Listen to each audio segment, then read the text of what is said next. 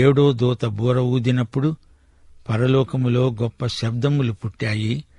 ఆ శబ్దములు అన్నాయి, ఈ లోకరాజ్యము మన ప్రభువు రాజ్యము, ఆయన క్రీస్తు రాజ్యము అయింది. ఆయన యుగయుగముల వరకు ఏలుతాడు. అంతటా దేవుని ఎదుట సింహాసనాసీనుడైన ఆ 24 పెద్దలు సాష్టాంగపడి దేవునికి నమస్కారము చేసి అన్నారు, వర్తమాన భూతకాలములలో ఉండే దేవుడవైన ప్రభువా, సర్వాధికారి, నీవు నీ మహాబలమును స్వీకరించి ఏలుతున్నావు గనుక మేము నీకు కృతజ్ఞతాస్తుతులు సమర్పిస్తున్నాము. జనములు కోపగించినందున నీకు కోపం వచ్చింది. మృతులు తీర్పు పొందటానికి నీ దాసులైన ప్రవక్తలకు, పరిశుద్ధులకు, నీ నామమునకు భయపడేవారికి తగిన ఫలమివ్వడానికి గొప్పవారేమి, కొద్దివారేమి, భూమిని నశింపచేసే వారిని నశింపచేయడానికి సమయము వచ్చి ఉన్నది. మరియు పరలోకమందు దేవుని ఆలయము తెరువబడగా దేవుని నిబంధన మందసము ఆయన ఆలయములో కనపడింది. అప్పుడు మెరుపులు, ధ్వనులు, ఉరుములు, భూకంపము, గొప్ప వడగండ్లు పుట్టాయి. ప్రియశ్రోతలు వింటున్నారా? ఏడో బూర మోగింది. మహాశ్రమల కాలం ముగిసింది. పరలోక మందిరం తెరుచుకుంది. మహాశ్రమల కాలంలో శ్రమలు, తీర్పులు ఎడతెరిపి లేకుండా వచ్చాయి. అయితే ఆ కాలంలో భూమిపై మిగిలి ఉన్న విశ్వాసులను ప్రోత్సహించేటందుకు కొన్ని సంగతులు రాయబడినాయి. వారికి క్షేమము, భద్రత ఉన్నాయి. వారు ముద్రించబడిన వారు. 7 సంవత్సరాలే అయినా శ్రమల తీవ్రత ఎంతో ఉద్ధృతమైంది. చివరి 3.5 సంవత్సరాలలో మరీ తీవ్రమైన శ్రమలు. శ్రమలలో ఉన్నవారికి 7 ఏండ్లు 100 ఏండ్లనిపిస్తుంది. అందుకే దేవుడు అప్పటి విశ్వాసులకు ప్రోత్సాహజనకమైన కొన్ని మాటలు చెబుతున్నాడు. 7వ బూర మోగటంతో ప్రకటన గ్రంథంలో అతి ప్రాముఖ్యమైన భాగానికి మనం వచ్చాము. 21వ అధ్యాయం వరకు దేవుని కార్యక్రమాన్ని గమనిస్తాము. దానితో నిత్యత్వంలోకి ప్రవేశ ద్వారం తెరుచుకుంటుంది. అంతవరకు పరిశుద్ధాత్మ మనకు అవసరమైన మాటలు పలుకుతున్నాడు. నిత్యత్వపు తలుపు తట్టే వరకు సంఘటనల విషయ సూచికను మనం చూడబోతున్నాము. పరలోకములో గొప్ప శబ్దములు పుట్టాయి. 7వ బూర మోగిన వెంటనే ఈ శబ్దాలు వచ్చాయి. 7వ ముద్ర విప్పినప్పుడు పరలోకంలో ఒక అరగంట నిశ్శబ్దం అలుముకున్నది. ఇక్కడ 7వ బూర మోగగానే మర్మమంతా విడిపోయింది. పర్యవసానమేమిటో ఇప్పుడు అందరికీ తెలిసిపోయింది. చెడుగు అనేది ఉండకుండా అంతరించిపోతుంది. అందరూ ఆనందించాల్సిన సమయం. ఈ లోకరాజ్యము మన ప్రభువు రాజ్యము, ఆయన క్రీస్తు రాజ్యము అయింది. ఆయనే యుగయుగములు రాజ్యమేలుతాడు. ఈ లోకరాజ్యములన్నీ సైతాను చేతిలో ఉన్నాయి. అన్నిటినీ కలిపి ఒకే రాజ్యంగా తన గుప్పిట్లో పెట్టుకున్నాడు సైతాను. అందుకే లోకరాజ్యములు అనలేదు, రాజ్యము అని మాత్రమే అన్నాడు. ఈ లోక నాగరికత, ఈ లోకతత్వం అంతా సైతాను నిర్వాకమే.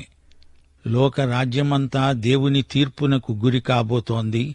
చిట్ట చివరికి అదంతా దేవుని రాజ్యము, క్రీస్తు రాజ్యము కాబోతున్నది. సైతాను రాజ్యం అంతరిస్తుంది.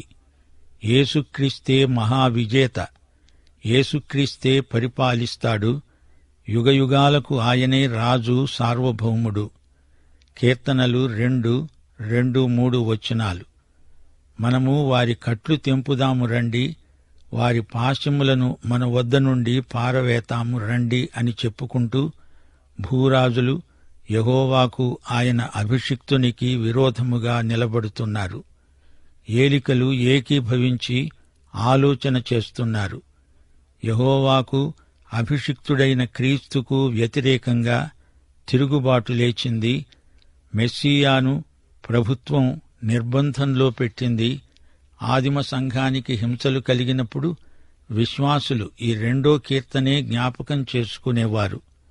అపొస్తల కార్యములు 4వ అధ్యాయం 23-26 వచనం వరకు, వారు విడుదల నొంది తమ స్వజనుల వద్దకు వచ్చి ప్రధాన యాజకులు పెద్దలు తమతో చెప్పిన మాటలన్నిటినీ వారికి తెలిపారు.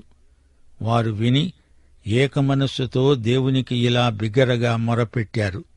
నాథా, నీవు ఆకాశమును భూమిని సముద్రమును వాటిలోని సమస్తమును కలుగజేసిన వాడవు. అన్యజనులు ఎందుకు అల్లరి చేశారు? ప్రజలెందుకు వ్యర్థమైన ఆలోచనలు పెట్టుకున్నారు? ప్రభువు మీద, ఆయన క్రీస్తు మీద భూరాజులు లేచారు, అధికారులు ఏకముగా కూడుతున్నారు అని నీవు పరిశుద్ధాత్మ ద్వారా మా తండ్రి నీ సేవకుడైన దావీదు నోట పలికించావు. వీరు జ్ఞాపకం చేసుకున్న దావీదు కీర్తన 2వ కీర్తన. అదే కీర్తనలో 9వ వచనమంటోంది, ఇనుపదండముతో నీవు వారిని నలగగొడతావు. కుండను పగలగొట్టినట్లు వారిని ముక్కచెక్కలుగా పగలగొడతావు. ప్రకటన గ్రంథం 19వ అధ్యాయంలో ఇదే అంశం ఇంకా వివరంగా మనం చూస్తాము. యేసు ప్రభువు వచ్చి ఈ తిరుగుబాటును పూర్తిగా అణిచివేస్తాడు. 7వ బూరతో సంఘటనలన్నీ అంచెలవారీగా నిత్యత్వం వైపునకు కదలిపోతున్నాయి. ఇక 24 పెద్దలను చూడండి. వారు సింహాసనాసీనులై ఉన్నారు. దేవుని ఎదటే వారున్నారు. వారు సాష్టాంగపడి నమస్కారం చేశారు.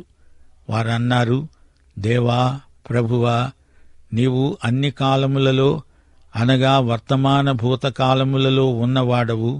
సర్వాధికారి, సర్వశక్తిమంతుడా, నీవు పరిపాలిస్తున్నావు. నీకివే మా కృతజ్ఞతాస్తుతులు. పరలోకమందలి సంఘము ప్రభువును స్తుతిస్తున్నది. ఆయన రాకడను పురస్కరించుకొని ఆయనను స్తుతిస్తున్నది, ఆరాధిస్తున్నది, ఆయనను మహిమపరుస్తున్నది. నీ రాజ్యము వచ్చునుగాక అని మనము ఇప్పుడు చేసే ప్రార్థనకు అదే జవాబు.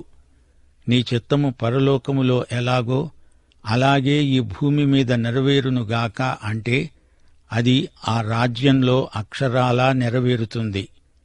జనములు కోపగించినందున నీకు కోపం వచ్చింది. అనగా ఈ జాతులన్నీ చివరి వరకు తిరుగుబాటు చేస్తూనే ఉంటాయి.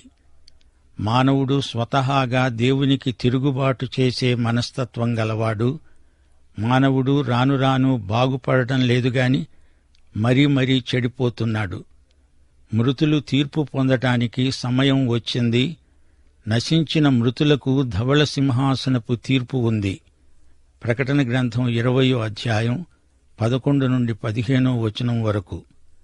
ధవళ సింహాసనపు తీర్పు మనకు కన్నులకు కట్టినట్లు వర్ణించబడింది. అది ధవళమైన మహాసింహాసనం. దాని యందు ఆసీనుడైన వాడు యేసుక్రీస్తే. భూమి ఆకాశములు ఆయన సన్నిధి నుండి పారిపోయాయి. వాటికి నిలువ చోటు కనపడలేదు. గొప్పవారేమి కొద్దివారేమి మృతులైన వారందరూ ఆ సింహాసనము ఎదుట నిలువబడి ఉండడం చూచాను. అప్పుడు గ్రంథాలు విప్పబడ్డాయి. జీవగ్రంథమనే వేరొక గ్రంథము విప్పబడింది. ఆ గ్రంథములందు రాయబడి ఉన్న వాటిని బట్టి తమ క్రియల చొప్పున మృతులు తీర్పు పొందారు. సముద్రము తనలో ఉన్న మృతులను అప్పగించింది. మరణము, పాతాళలోకము వాటి వశమున ఉన్న మృతులను అప్పగించాయి. వారిలో ప్రతివాడు తన క్రియల చొప్పున తీర్పు పొందాడు. మరణము, మృతుల లోకము అగ్నిగుండములో పడవేయబడ్డాయి. ఈ అగ్నిగుండము 2వ మరణం.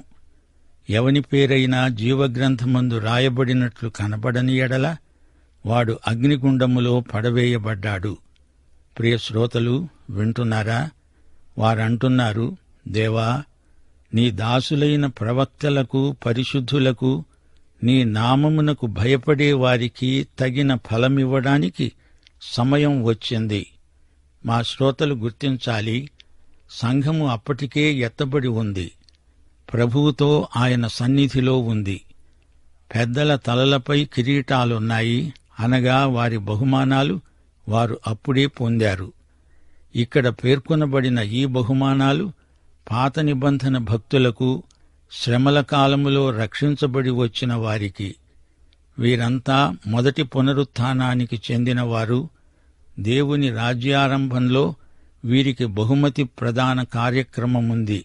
భూమిని నశింపచేసే వారిని నశింపచేయడానికి సమయం వచ్చింది. మానవులు ఏకమై భూమిని నశింపచేయడానికి పూనుకుంటారు. వీరిని దేవుడు నాశనం చేసే సమయం వచ్చింది. సైతానును గురించి పేతురు హెచ్చరిస్తూ అన్నాడు. 1 పేతురు 5:8 నిబ్బరమైన బుద్ధిగలవారై మెలకువగా ఉండండి. మీ విరోధి అయిన అపవాది గర్జించే సింహము వలె ఎవరిని మింగేదా అని వెతుకుతూ తిరుగుతున్నాడు. 19 మనలను నిత్యత్వపు ద్వారం దగ్గరికి తెచ్చి విడిచింది. పరలోకమందు దేవుని ఆలయము తెరువబడింది. సంఘానికి దేవాలయం అక్కర్లేదు. దేవాలయం ప్రసక్తి వచ్చిందంటే దేవుడు ఇశ్రాయేలును గురించి మాట్లాడుతున్నట్లు మనం గ్రహించాలి. సంఘము నూతన యెరూషలేములో ఉంది. అక్కడ దేవాలయం లేదు. గాని ఇది ఇశ్రాయేలు విషయం. నిబంధన మందసం ఆలయంలో కనపడింది. దేవాలయము తెరువబడింది అంటే ఆరాధన. అది ఇశ్రాయేలు జాతీయ భావన. కొలతలు తీసుకున్న వైనం, పరలోకంలో దేవాలయం తెరవబడడం, నిబంధన మందసం, ఇదంతా ఇశ్రాయేలు విషయం. సంఘానికి చెందింది కాదు. దేవుడు ఇశ్రాయేలుకు నిబంధన దేవుడు.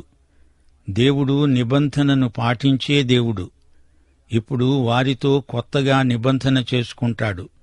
రాతి పలకల మీద కాదు, వారి హృదయాలపై ధర్మశాస్త్ర విధులను రాస్తాడు. యిర్మీయా గ్రంథం 31:31-34 ఇదిగో నేను ఇశ్రాయేలు వారితోనూ యూదా వారితోనూ కొత్త నిబంధన చేసే దినములు వస్తున్నవి.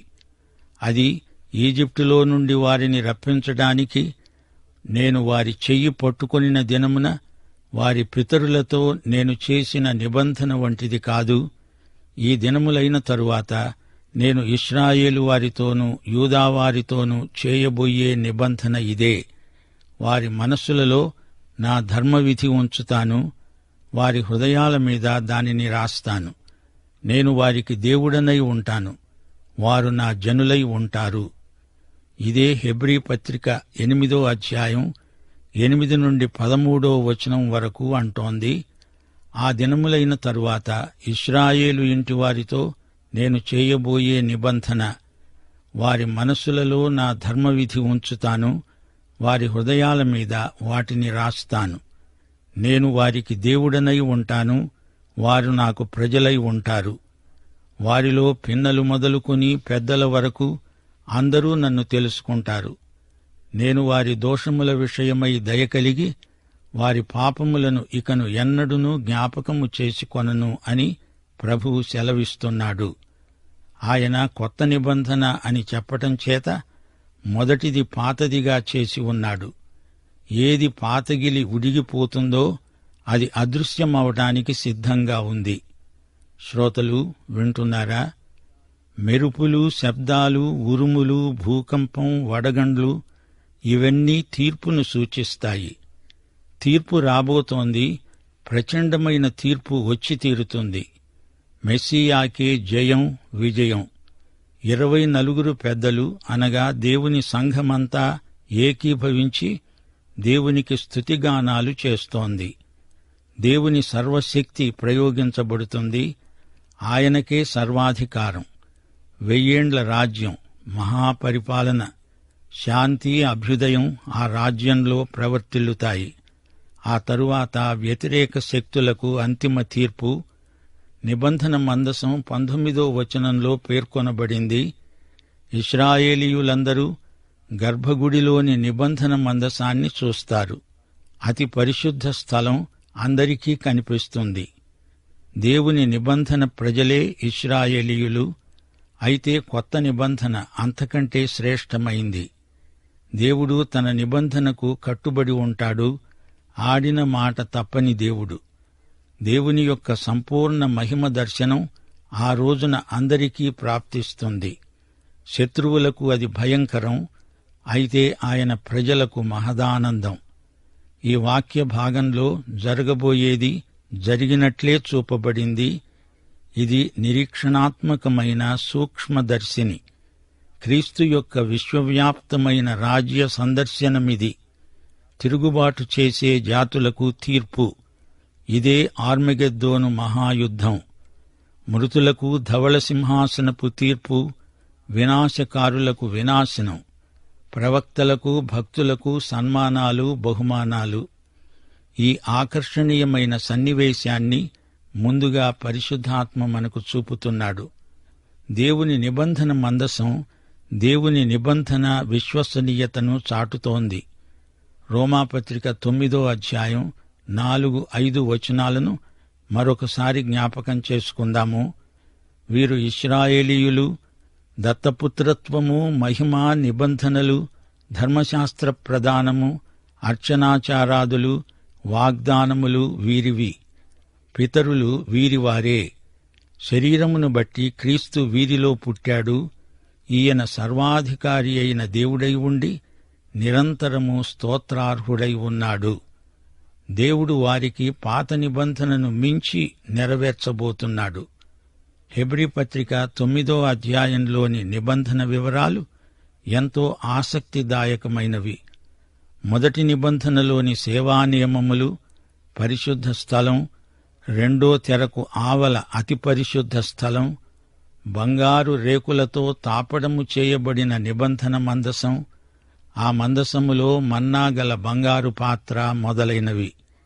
ఇవి దిద్దుబాటు జరిగే కాలము వరకే విధించబడిన శరీరాచారములు మాత్రమే.